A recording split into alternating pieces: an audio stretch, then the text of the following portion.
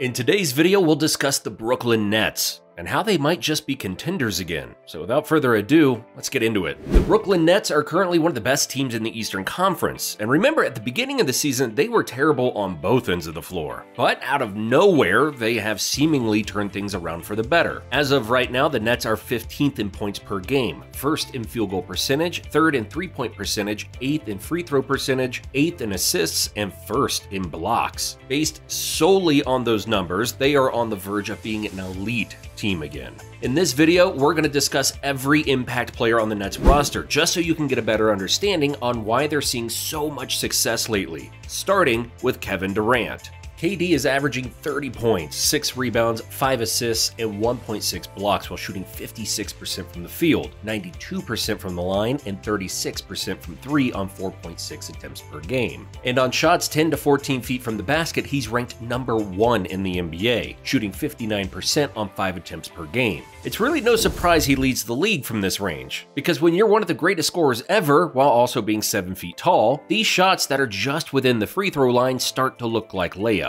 Not to mention, most players who defend him will almost always be a couple inches shorter than him, meaning he can get to his spot and rise up on him anytime he wants. And as a defender, there isn't much they can do, but hope he misses the shot, which he rarely does. And in the official mid-range area from within 15 to 19 feet, KD is 4th in the NBA, shooting 57% on 3.5 attempts per game. So he's arguably the most dangerous mid-range scoring threat in the league. And while DeMar DeRozan does lead the league in the mid-range percentage-wise, we guarantee you 99% of NBA players would rather defend DeRozan in the mid-range rather than guard KD. And this is in no way throwing shade at DeMar, we're just simply pointing out that Durant is an absolute scoring machine, and being the size of a center certainly helps. When it comes to three-point shooting, Durant is connecting on 35% on 2.3 attempts on catch-and-shoot threes. On pull-up shooting threes, he's shooting 37% on a couple attempts per game. So overall, he's been really solid from deep thus far. In the playmaking department, Durant has been very impressive, and this is where his time in Golden State has really paid off. He has no problem moving the ball around to get the best possible shot, and he really has underrated passing and court vision. He's also been active on the boards as well, and he's even leading the Nets in defensive rebounds. But something that's really underappreciated about his game is his defense. KD is top 10 in blocks per game, and when watching Brooklyn play, he's honestly the heart of the defense at times, and the team's defense usually goes as he goes. He's not going to be winning a Defensive Player of the Year award or anything like that, but he is definitely having arguably the best defensive season of his entire career right now. He's even stated in recent interviews that they're focusing more on the defensive end, so the Nets' improved defense isn't accidental. But now let's shift our focus to Kyrie Irving.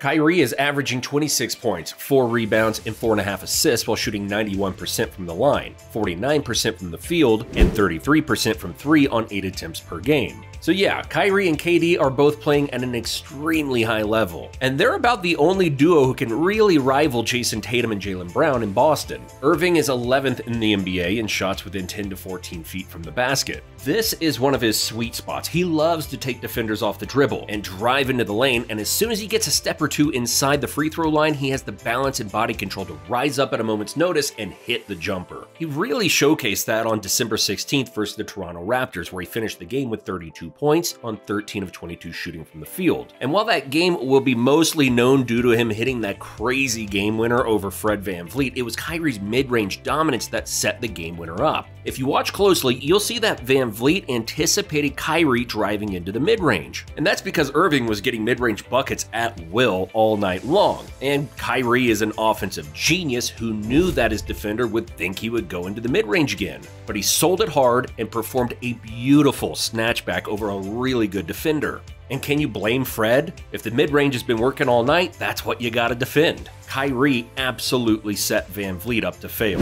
Overall, Kyrie is a premier mid-range threat. When it comes to three-point shooting, he's solid right now, shooting 31% on 4 attempts on catch-and-shoot threes, and he's shooting 35% on 2.8 attempts on pull-up shooting threes. While he is shooting just 33% from 3 as a whole, let's not forget that Kyrie is a shooter, and he's shot over 39% from 3 every single season since 2016. He's a high percentage shooter and a high volume shooter as well, averaging 6.5 attempts per game for half a decade now. As for playmaking, he's solid there too, and while he isn't the best defender, he's absolutely passable. But now this next impact player is definitely more than just a passable defender. His name is Nick Claxton.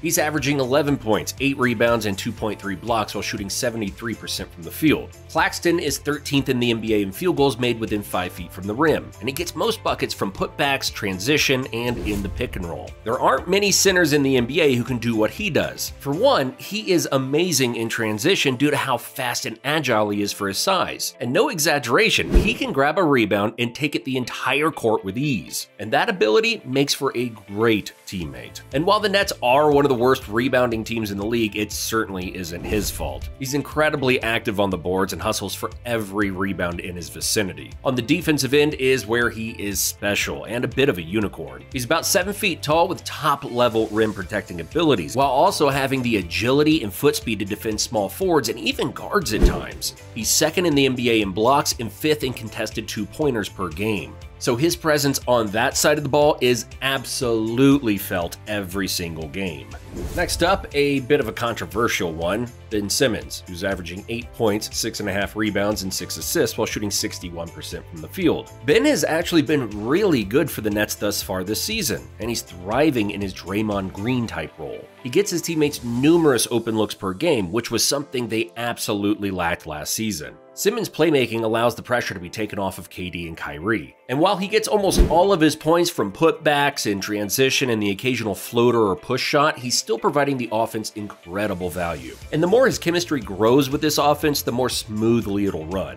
And on defense, while he isn't playing like the Defensive Player of the Year candidate he once was, he's still elite nonetheless. And his ability to switch onto any player on the floor is impressive. Honestly, when he locks in, there probably isn't a better perimeter defender than Ben Simmons, because he can move just as well as Mikal Bridges, Herb Jones, and Matisse Thybulle. And factor in that he's 6'10", weighing 240 pounds, and has a 7-foot wingspan, and you have a defensive machine. The next player up is Seth Curry, who's averaging 8.2 points per game while shooting 40% from 3 on 4 attempts per game. And believe us, they really needed a sniper like Seth, especially with Simmons and Durant facilitating at a high level. The less famous Curry is getting tons of good looks from 3. He's shooting 41% on 3 attempts per game on catch-and-shoot threes, and 43% on pull-up threes. He might not be getting the same astounding numbers as his big brother, but he's still a big reason why they're ranked 3rd in three-point percentage. But the number one reason they're ranked so highly in three-point percentage is because of 28-year-old Yuta Watanabe. He's shooting 53% on 3 attempts per game, and although he's not in the same conversation as Curry, Hield, Desmond Bane, or Doug McDermott when it comes to shooting, he's still an exceptional shooter for Brooklyn.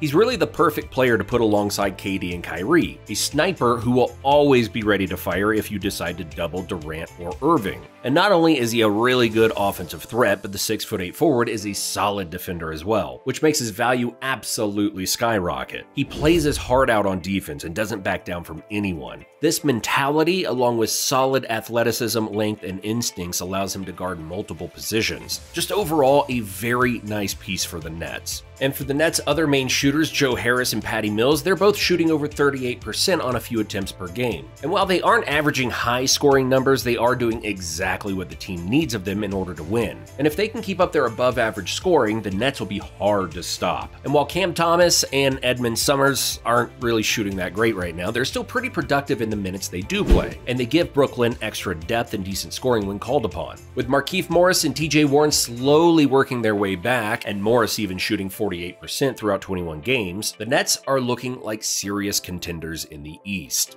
KD and Kyrie are one of the most elite duos in the NBA. Their shooting has been next level thus far, and their defense is beginning to look 1,000 times better than what it did at the start of the season. But what do you think? Is their recent success sustainable or all a mirage? And more importantly, can the Nets actually bring home an NBA championship to Brooklyn this season? Let us know in the comments below. Thanks for watching, and we'll see you in the next one.